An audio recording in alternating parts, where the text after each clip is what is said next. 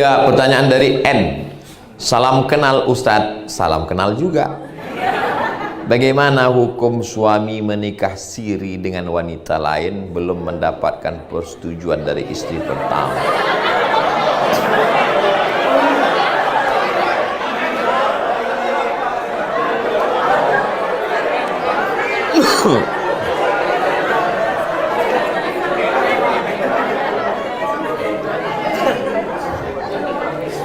Ibu, bapak mau jawaban menurut hukum fikih Islam atau menurut hukum kompilasi hukum Islam Indonesia?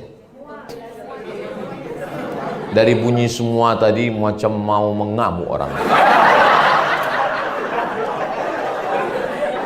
Mau jawaban menurut hukum fikih Islam atau kompilasi hukum Islam Indonesia? Semua gitu. Baik, pertama saya jawab menurut fikih dulu ya. Menurut fikih, saya ceramah ke Medan, datang Bang Iqbal.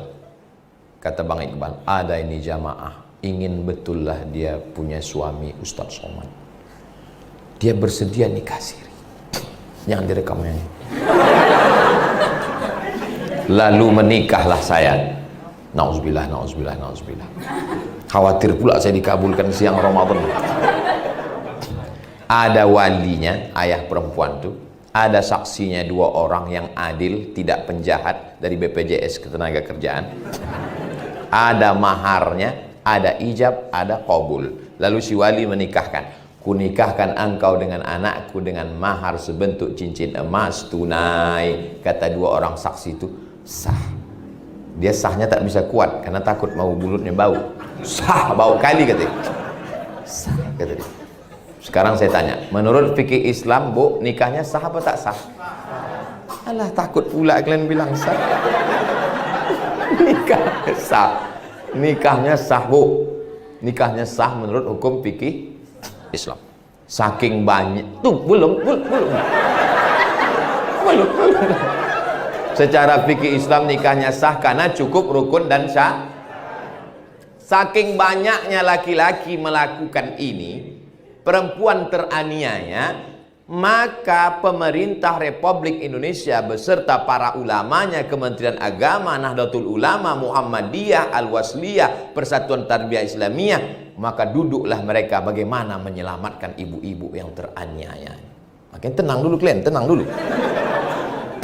Maka lahirlah namanya KHI, Kompilasi Hukum Islam Indonesia. Bagaimana menjerat laki-laki yang tak bertanggung jawab tadi? Maka dikeluarkanlah hukum, tidak bisa laki-laki menikah di negara kesatuan Republik Indonesia tercatat di Kementerian Agama, Kantor Urusan Agama, kalau tidak ada surat izin, bukan pernyataan izin, tapi mesti surat yang ditandatangani dengan penuh kesadaran, matre 6.000 yang sekarang sudah naik jadi 10.000. Makanya saya tengok ada nih beberapa perempuan diletakkannya di belakang handphonenya ini matre. Jangan kalian letakkan matre. Saya khawatir nanti malam itu salah gunakan. Apalagi sebelum ibu tidur malam, yakinkan di dekat tempat tidur itu tak ada kertas, tak ada matre, tak ada. Takutnya tertulis, saya yang bertanda tangan di bawah ini izin bahwa suami saya. Surat itu dibawanya nanti ke Pengadilan Agama PA Kabupaten, Kota Madia, Kota Medan, ditanya hakim, disidangkan dulu surat itu, bukan langsung aja. Pak Kua tak bisa, tanya, betulkah ini surat ibu? Betul Pak Hakim. Ibu yang menandatangani, betul Pak Hakim. Dengan penuh kesadaran, tidak ada paksaan dari pihak manapun, cepat aja Pak Hakim putuskan, sakit kali hatiku ini udah. Akhirnya Pak Hakim itu pun ketuk palu, barulah surat itu dibawa untuk bapak itu akad. Kalau itu tidak ada, maka laki-laki bisa dipidana. Jelas? Jadi ibu tak perlu takut suami ibu menikah lagi di KUA. Dia tidak akan menikah lagi di KUA karena Pak KUA tidak ada satupun yang berani menikahkan. Masalahnya dia menikah.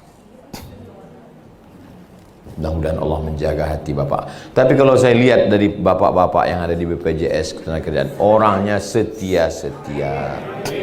Kita memang susah membedakan mana yang setia, mana yang takut. Itu memang payah membedakan. Antara setia sama takut ini beda-beda tipis saja. Tapi kalau dilihat dari wajah orang ini setia. Karena orang ini kan paling kasih dan sayang. Orang ini yang paling banyak merasakan kesusahan masyarakat Indonesia. Karena mereka ini kan berkecimpung langsung. Menengok orang sakit, menengok orang sakratul maut, menengok orang kebakaran, menengok orang stres. Tak sempat orang ini untuk memikirkan perempuan lain, Bu. Begitulah aku berusaha udah meyakinkan kalian. Untuk membela kalian, Pak. Curiga juga lagi orang ini. Tertangkap juga handphone kalian, udah salah kalian itu dah.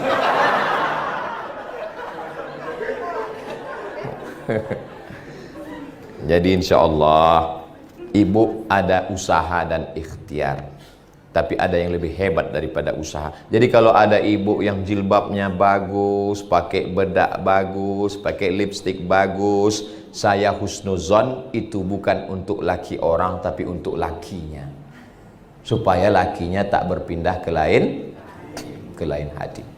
Husnuzon saya. Tapi banyak juga perempuan ini kadang di rumahnya macam mak lampir. Pas keluar rumah baru dia. Tapi insya Allah di rumah ibu bagus-bagus. Begitu pulang bapak tuh. Belum lagi dia masuk ke rumah, baru di pintu gerbang udah diciumnya minyak wangi, Bu.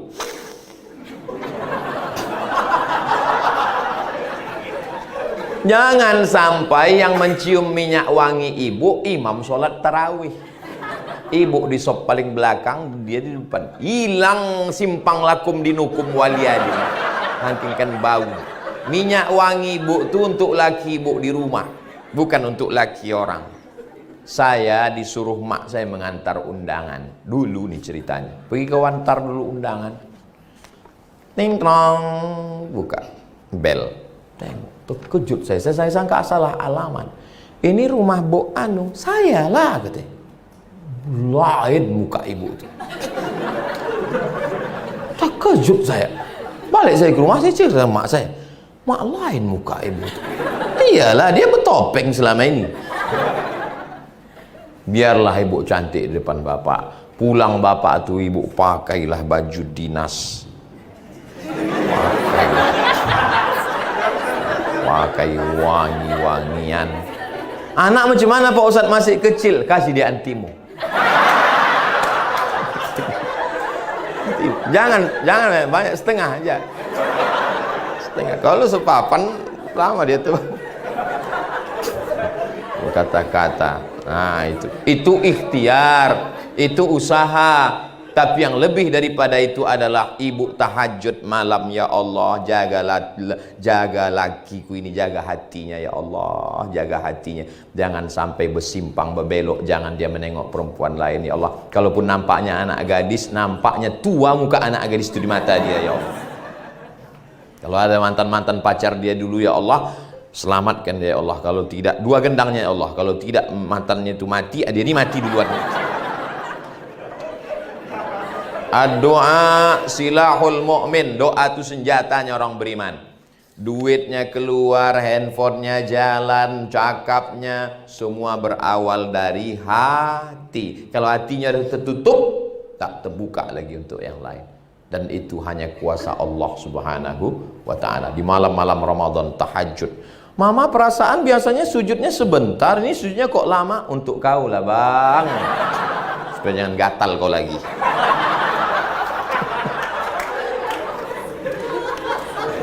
Bapak pun janganlah pancing-pancing dia, Pak. Ada satu perempuan yang tak bisa bercanda. Dalam masalah lain dia bisa bercanda. Masalah baju dia bisa bercanda. Tapi dalam masalah perempuan tak bisa bercanda.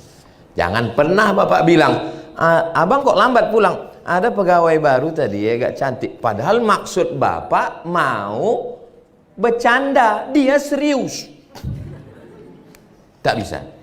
Jadilah perempuan tidak bisa. Walaupun ibu pula saya kasih tahu, suami yang selalu bercerita tentang anak gadis mau kawin lagi, itu tak akan kawin lagi sampai mati. Tapi yang diam-diam aja, itu yang kalian mesti waspada. Laki yang selalu bilang aku ini itu tidak ada itu. Mulutnya aja itu, hatinya lebih parah daripada itu lagi.